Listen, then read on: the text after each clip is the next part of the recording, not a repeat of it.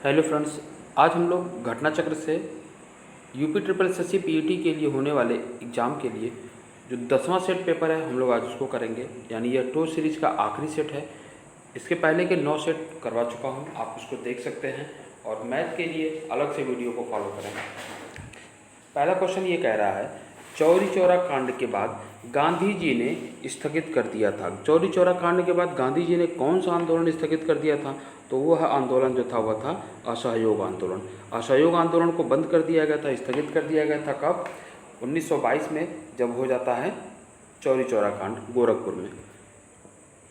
अगला क्वेश्चन, निम्नलिखित में से किस मुगल बादशाह का 2 बार राज्याभिषेक हुआ था? तो यह कौन था? यह था Aurangzeb. Option number D, Aurangzeb का 2 बार राज्याभिषेक हुआ है। क्वेश्चन नंबर 3, बोरोबदूर स्तूप कहाँ पर स्थित है? तो बोरोबदूर स्तूप जो है यह स्थित है जावा में। Option number D. Question number 4, गुप्त संवत की स्थापना किसने की थी? तो गुप्त संवत की स्थापना जो है चंद्रगुप्त फर्स्ट ने किया है। ऑप्शन नंबर ए। क्वेश्चन नंबर 5, त्रिपिटक क्या है? तो त्रिपिटक जो है यह बुद्ध के उपदेशों का संग्रह है। Option number D. Question number 6, पुराणों की संख्या कितनी है? पुराणों की संख्या कितनी है? क्या यह 16 है, 18 है, 19 है या 21 है? तो जो पुराणों की संख्या है वह 18 है। Option number B. Question number 7 कह रहा है कि निम्नलिखित में से किसने 1945 में आज़ाद हिंद फौज की ओर से लाल किले के मुकदमे में पैरवी कर रहे वकीलों की अध्यक्षता की थी? तो ये कौन थे? ये भूला भाई देसाई थे। Option number 1। क्वेश्चन नंबर 8 में ये एक सूची है और इसको मिलान करना है, ठीक है। मांडा, मांडा, तो मांडा जो है यह जम्मू कश्मीर में है, ठीक है। और उसके बाद दैमाबाद, दैमाबाद महाराष्ट्र में है, ठीक। कालीबंगा राजस्थान में है और राखीगढ़ी हरियाणा में है। तो हमारा जो ऑप्शन सही होगा 3 4 1 2, 3 4 1 2, ऑप्शन नंबर सी।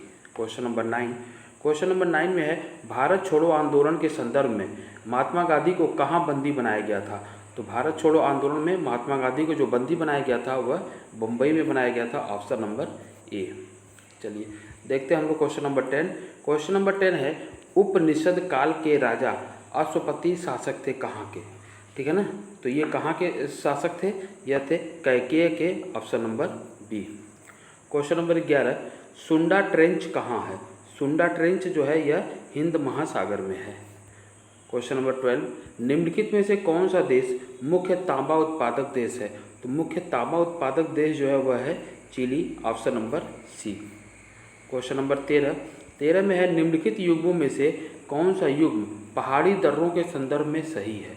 तो जो पहाड़ी दर्रों के संदर्भ में सही है, बोमडीला हिमाचल प्रदेश गलत है, नाथुला अरुणाचल प्रदेश गलत है, लिपुलेख उत्तराखंड ये सही है। यानी ऑप्शन नंबर सी जो है वह सही है। फिर चलिए क्वेश्चन नंबर 14 में, रबी फसल के मौसम में भारत में निम्नलिखित में से कौन सी फसल समूह में उगाई जाती है?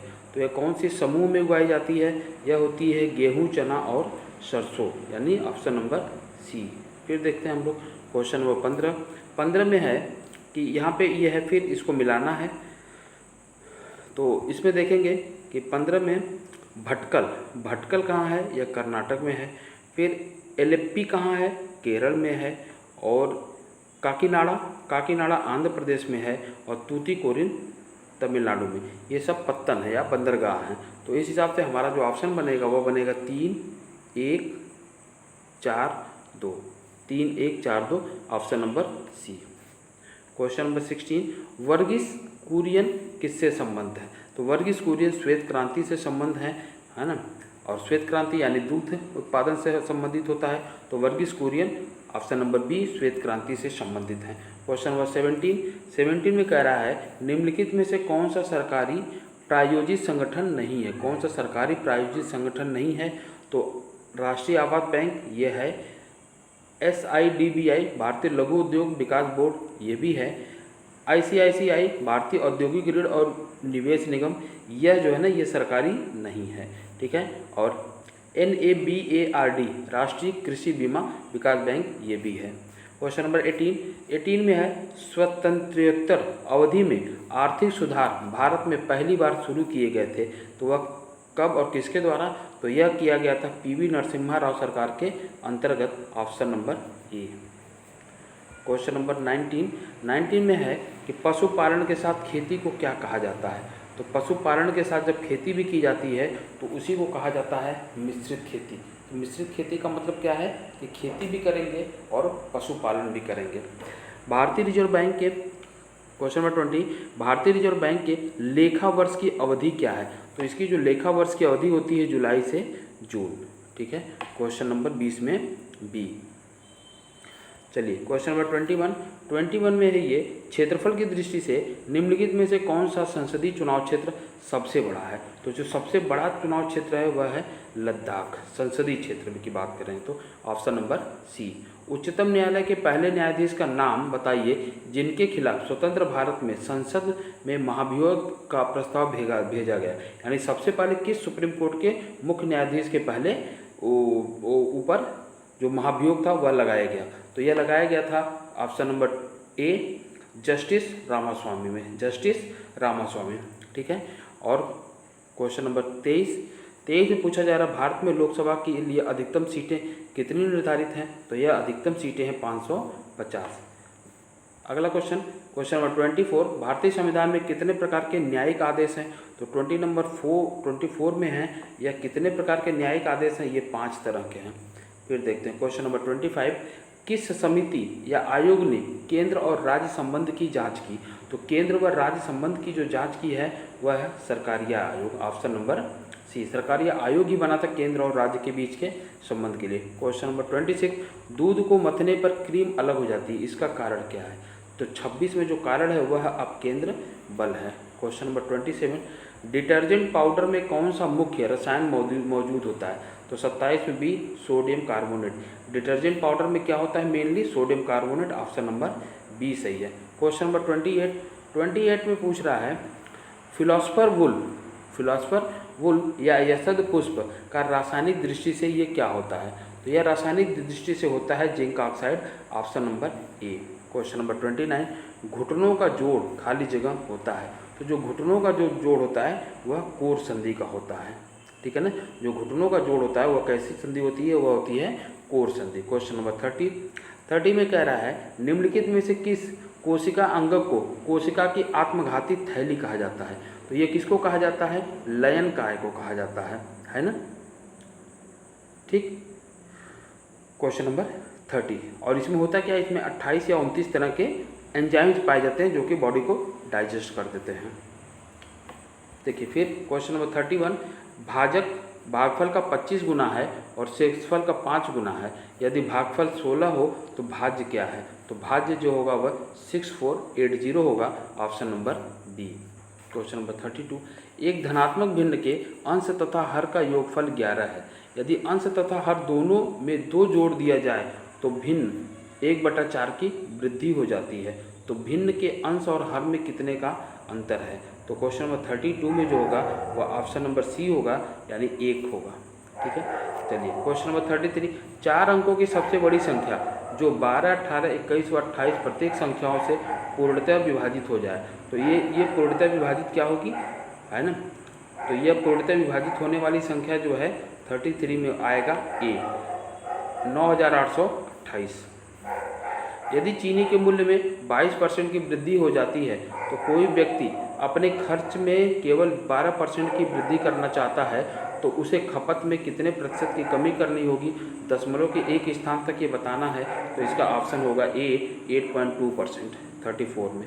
और क्वेश्चन नंबर 35 में दे रहा है ए बी सी का औसत 9 है, बी सी का औसत 10 है, तो ए का मान बताइए, ठीक है ना। तो जैसे ए बी सी दे रहा है ना, ए बी सी का औसत 9 है तो 3 गुणे अगर 9 कर देंगे तो 27, यानी टोटल 27 होना चाहिए।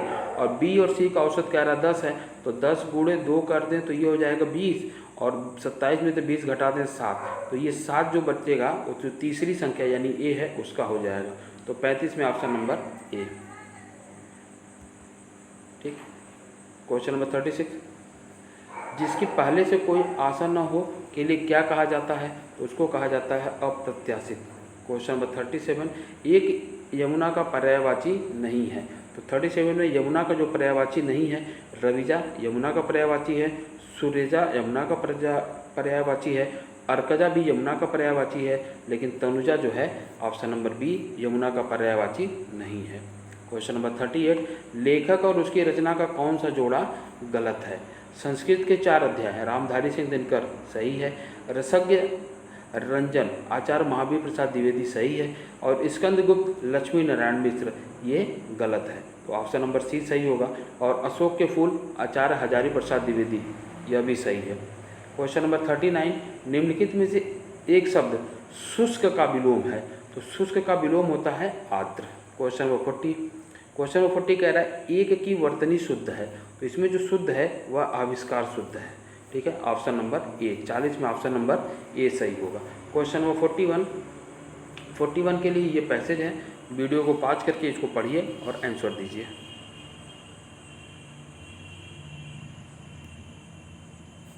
क्वेश्चन नंबर 41 में जो होगा ऑप्शन वह डी होगा। क्वेश्चन नंबर 42 में जो होगा वह बी होगा। ठीक है, उसके बाद देखते हैं क्वेश्चन नंबर 43 में होगा ए, और 44 में भी ए होगा। 44 में भी ए होगा। क्वेश्चन नंबर 45 में बी होगा।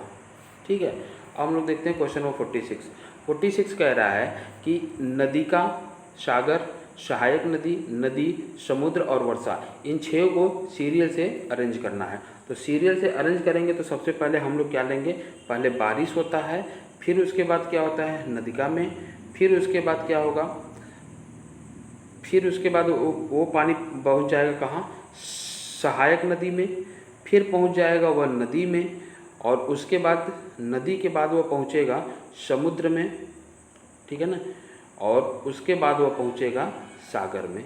ठीक है, तो यानी हम लोग क्या करेंगे, पहले 6 को रखेंगे, 6 1 3 4 5 2, ऑप्शन नंबर सी, 46 में सी। क्वेश्चन नंबर 47, सक्षम ने अपने मित्र से निधि का परिचय कराते हुए कहा वह मेरे पिता के पत्नी के इकलौते पुत्र की पुत्री है। सक्षम का निधि से क्या संबंध है? तो सक्षम जो है निधि का पिता है, ऑप्शन नंबर सी। चलिए क्वेश्चन नंबर 48, इसमें आपको ये देखना है कि कौन अलग है। तो 48 में क्या है, ये चांदी है, नारंगी है, बैगनी है और हरा नीला। तो नारंगी, हरा नीला और बैगनी ये कलर हैं, लेकिन ये चांदी जो है ये क्या है, आपका मेटल है, इसलिए ये अलग है, ऑप्शन नंबर ए। चलिए, यदि किसी कूट भाषा में हिस्ट्री को IJTUPSZ लिखा जाए तो उसी कूट भाषा में इंग्लिश को क्या लिखेंगे? तो इसी कूट भाषा में इंग्लिश को लिखा जाएगा FOHMJTI, option number C. Question number 50 में ये स्टेटमेंट है, सभी वर्ग आयत हैं, सभी आयत बहुभुज हैं। तो इसमें निष्कर्ष क्या निकल रहा है, वर्ग बहुभुज नहीं है, और दूसरा निकल रहा है वर्ग आयत और बहुभुज दोनों हैं। तो क्वेश्चन नंबर 50 में क्या होगा, केवल निष्कर्ष 2 अनुसरण करता है, यानी ऑप्शन नंबर ए सही होगा। क्वेश्चन नंबर 51, प्लेटिपस के लिए विश्व का पहला अभ्यारण्य किस देश में स्थापित किया जाएगा? तो प्लेटिपस के लिए जो पहला अभ्यारण्य बनाया जा रहा है वह कहाँ बनाया जा रहा है, ऑस्ट्रेलिया में बनाया जा रहा है, option number B. Question number 52 में यह है कि किस राज्य में देश का सबसे बड़ा तैरता हुआ सौर ऊर्जा संयंत्र स्थापित किया जाएगा? तो सबसे बड़ा तैरता हुआ सौर ऊर्जा जो संयंत्र स्थापित किया जाएगा वह केरल में किया जाएगा, option number B. Question number 53 में ये कहा जा रहा है कि जुलाई 2021 में संपन्न टेनिस की ग्रैंड स्लैम प्रतियोगिता विंबलडन 2021 के पुरुष एकल का खिताब किसने जीता है? तो ये जीता है नोवाक जोकोविच ने। अभी तक तीनों हो चुके हैं और तीन के तीनों को नोवाक जोकोविच ने ही जीता है। क्वेश्चन नंबर 54 में है, मार्च 2021 में संपन्न 35वें बॉक्सम अंतर्राष्ट्रीय बॉक्सिंग टूर्नामेंट के किस भारतीय पुरुष मुक्केबाज ने भारत के लिए एकमात्र स्वर्ण पदक जीता है? तो ये कौन है, ये है मनीष कौशिक। ठीक है, ऑप्शन नंबर सी। फिर देखते हैं क्वेश्चन नंबर 55, मार्च 2021 में किस वर्ष 2020 के 30वें सरस्वती सम्मान के लिए चुना गया है? तो 30वां जो सरस्वती सम्मान है वह किसे दिया जा रहा है? यह दिया जाएगा वासुदेव मोही को, option number C. Question number 56 में यह है, क्वेश्चन नंबर 56 और क्वेश्चन नंबर 55 को एक बार फिर से देखेंगे कि जो ये दिया जा रहा है, मार्च 2021 में किसे वर्ष 2020 के 30वें सरस्वती सम्मान के लिए चुना गया। तो यह चुना जा रहा है, किसको चुना गया, 55 में डॉक्टर शरण कुमार निम्बाले। क्वेश्चन नंबर 55 हम लोग देखेंगे। क्वेश्चन नंबर 55 में यह है कि मार्च 2021 में किसे वर्ष 2020 के 30वें सरस्वती सम्मान के लिए चुना गया। तो यह किसे चुना गया है, यह चुना गया है डॉक्टर शरण कुमार निम्बाले को, ऑप्शन नंबर ए। क्वेश्चन नंबर 56, क्वेश्चन नंबर 56 में है कि प्रतिवर्ष विश्व थैलीसीमिया दिवस कब मनाया जाता है। तो विश्व थैलीसीमिया दिवस जो होता है यह 8 मई को मनाया जाता है। क्वेश्चन नंबर 57 में विश्व की पहली शिप टनल का निर्माण किस देश में किया जाएगा। तो पहला जो शिप टनल का निर्माण हो रहा है वह कहाँ हो रहा है, वह ऑप्शन नंबर सी नॉर्वे में होगा। क्वेश्चन नंबर 58, जुलाई 2021 में किस राज्य में पुनः विधान परिषद का गठन करने हेतु प्रस्ताव पारित किया गया है। तो यह कहाँ पारित किया गया है, यह पारित किया गया है पश्चिम बंगाल में, option number B. Question number 59, 11 जुलाई 2021 को संपन्न European football championship UEFA euro 2020 का खिताब किसने जीता। तो यह किसने जीता, यह ऑप्शन नंबर बी इटली ने जीता है। क्वेश्चन नंबर 60, निम्नलिखित पुरस्कारों में से कौन सुमेलित नहीं है। तो 60 में जो है साहित्य का ओल्गा टोकार्टजुक, ये गलत है, यानी ऑप्शन नंबर ए सही है। और शांति का विश्व खाद्य कार्यक्रम को मिला। अर्थशास्त्र पॉल और मिलग्रोम और रॉबर्ट बी विल्सन को दिया गया। और भौतिकी का जो है रोजर पेनरोज और रेनहार्ड गेंजेल और एड्रियाज गेज को मिला है। क्वेश्चन नंबर 61, खेल नृत्य रूप थोड़ा का संबंध किस राज्य से है। जो थोड़ा का संबंध है वह हिमाचल प्रदेश से है, option number D. Question number 62, निम्नलिखित में से कौन से युग्म या जोड़े का मिलान गलत ढंग से किया गया है। तो यह क्या सही होगा, यह पंडित जवाहरलाल नेहरू हिंदू स्वराज, ये नहीं है, यानी ऑप्शन नंबर सी गलत है। ठीक। क्वेश्चन नंबर 63, केंद्रीय चावल अनुसंधान संस्थान कहाँ पे स्थित है। तो चावल अनुसंधान संस्थान जो है वह कटक में है। ठीक है, option number B. 64, international shooting sports federation ISSF की ओर से दिया जाने वाला सबसे बड़ा सम्मान कौन सा है। तो शूटिंग स्पोर्ट्स फेडरेशन की तरफ से जो दिया जाने वाला सबसे बड़ा सम्मान है वह कौन सा सम्मान होता है। 64 में होगा आपका सी, ब्लू क्रॉस। फिर देखिए 65, अंतर्राष्ट्रीय विकलांग दिवस कब मनाया जाता है। तो अंतर्राष्ट्रीय विकलांग दिवस जो है वह 3 दिसंबर को मनाया जाता है, ऑप्शन नंबर बी। 66 देखिए, निम्नलिखित में से कौन सा देश सार्क का सदस्य नहीं है। तो 66 में म्यांमार सार्क का सदस्य नहीं है, भूटान है, बांग्लादेश और मालदीव हैं। क्वेश्चन नंबर 67, डोगरी भाषा निम्नलिखित में से किस राज्य या केंद्र शासित प्रदेश में बोली जाती है। तो 67 में होगा ए, जम्मू और कश्मीर में बोली जाती है। 68 देखिए, वन महोत्सव की शुरुआत किसने की थी।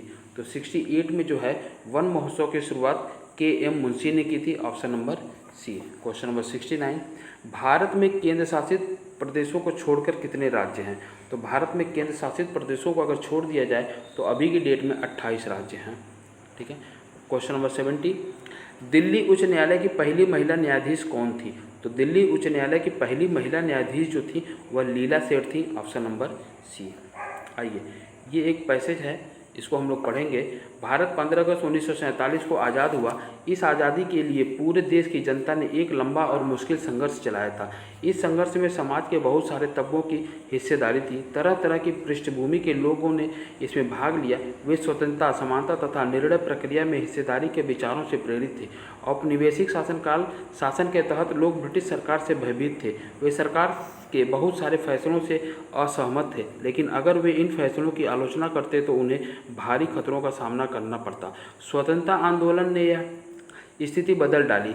राष्ट्रवादी खुलकर ब्रिटिश सरकार की आलोचना करने लगे और अपनी मांगें पेश करने लगे।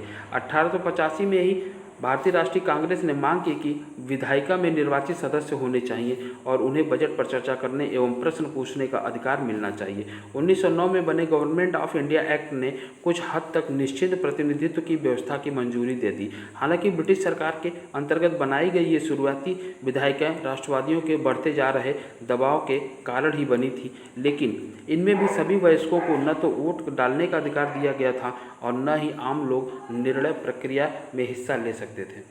ठीक है, अब इसमें हम लोग पहला क्वेश्चन ये हमसे कहा जा रहा है कि लोग किन विचारों से प्रेरित होकर आज़ादी के संघर्ष में शामिल हुए थे। तो ये किन से हुए थे, तो ये देखिए स्वतंत्रता से हुए थे, समानता से हुए थे और निर्णय प्रक्रिया में हिस्सेदारी यानी सबसे हुए थे। Option number D. Question number 72 में ये पूछा जा रहा है कि आज़ादी के लिए संघर्ष किसने चलाया। तो आज़ादी के लिए संघर्ष जो है वह देश की जनता ने चलाया। क्वेश्चन नंबर 73, निम्नलिखित में से लोकतांत्रिक व्यवस्था का मूल्य क्या है। ठीक है, तो इसमें ऑप्शन नंबर डी सही होगा।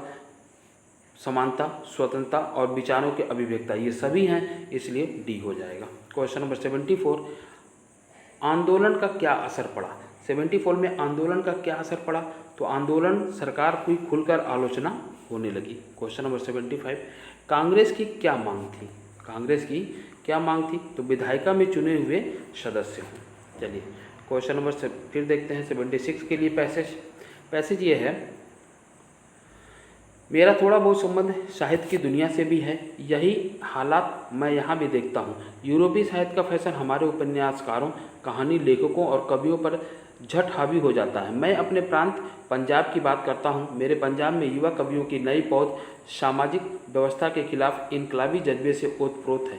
इनमें भ्रष्टाचार, अन्याय, शोषण को हटाने और एक नई व्यवस्था बनाने की बात की गई है। हाँ, हमें सामाजिक बदलाव की ज़रूरत है और इन कविताओं में बात तो बहुत अच्छे ढंग से कही गई है, पर इनका स्वरूप देसी नहीं है। इन पर पश्चिम का प्रभाव है। परिणाम यह है कि यह सारा इनकलाब एक छोटे से कागज़ पर सीमित हो रहा है। बस साहित्यिक समझ रखने वाले एक छोटे से समूह में इनकी बात होती है। किसान, मजदूर जो शोषण को झेल रहे हैं, जिन्हें वे इनकलाब की प्रेरणा देना चाहते हैं, वे इसे समझ ही नहीं पाते। इस साल मेरी मातृभूमि पंजाब में मुझे गुरु नानक विश्वविद्यालय के सीनेट का सदस्य बनने के लिए नामित किया गया।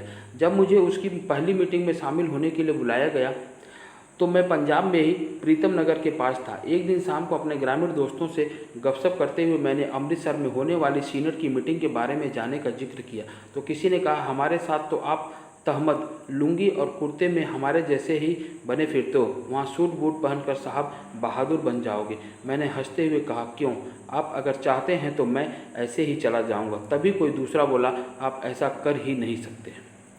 अब हम देखते हैं क्वेश्चन नंबर 76 में क्या है, युवा कवियों की नई पौध से क्या तात्पर्य है।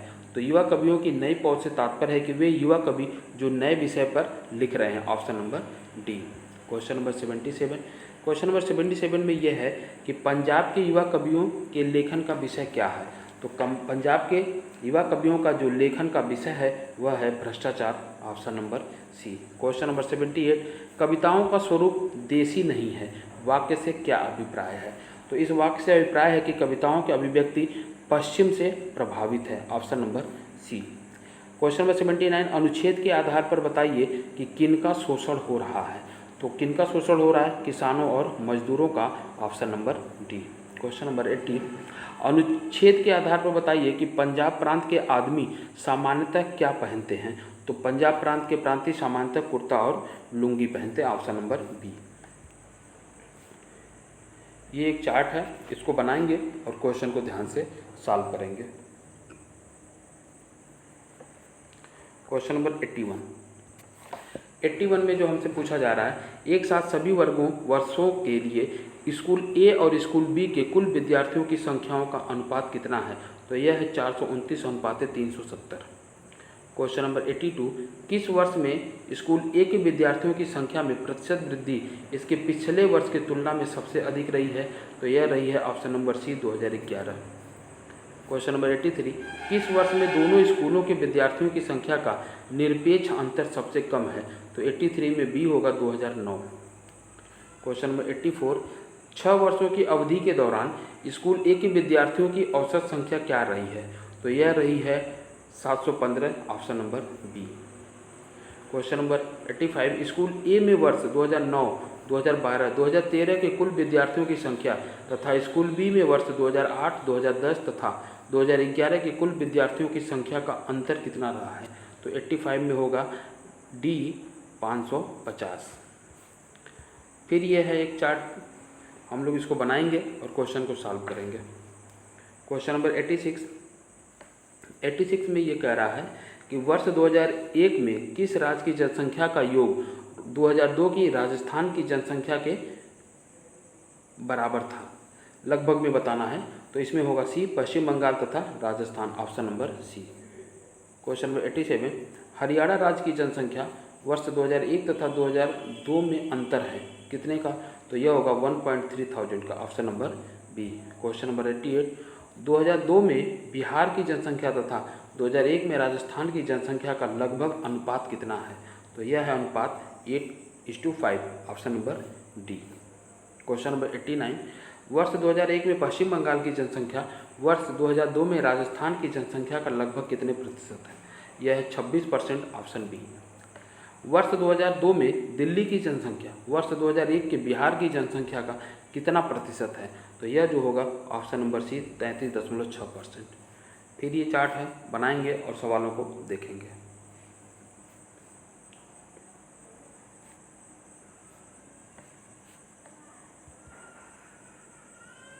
क्वेश्चन नंबर 91, Y7 में XYZ लिमिटेड ने कितना कर भुगतान करोड़ में किया? ठीक है, तो इसमें होगा सी 118.8।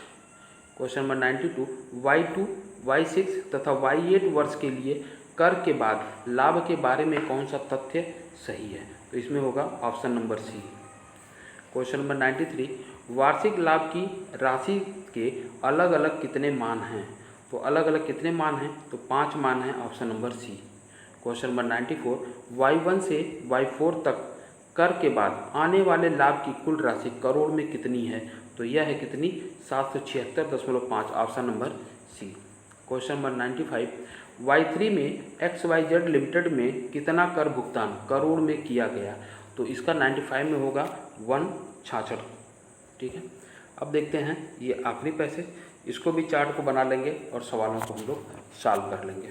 क्वेश्चन नंबर 96, यदि डी प्रकार की कारों के उत्पादन से संबंधित डेटा को वृत्त आरेख या पाई चार्ट द्वारा दर्शाया जाता है तो 2017 में कारों के उत्पादन को दर्शाने वाले त्रिज्यखंड का सेक्टर कोड कितना होगा? तो 96 में क्या होगा? वह होगा डी 78 डिग्री। 97 में वर्ष 2016 में ए प्रकार की और 2014 में ई प्रकार की कारों का कुल उत्पादन 2014 से 2018 तक टाइप सी प्रकार की कारों के कुल उत्पादन का कितना प्रतिशत है? तो 97 में होगा सी 36%।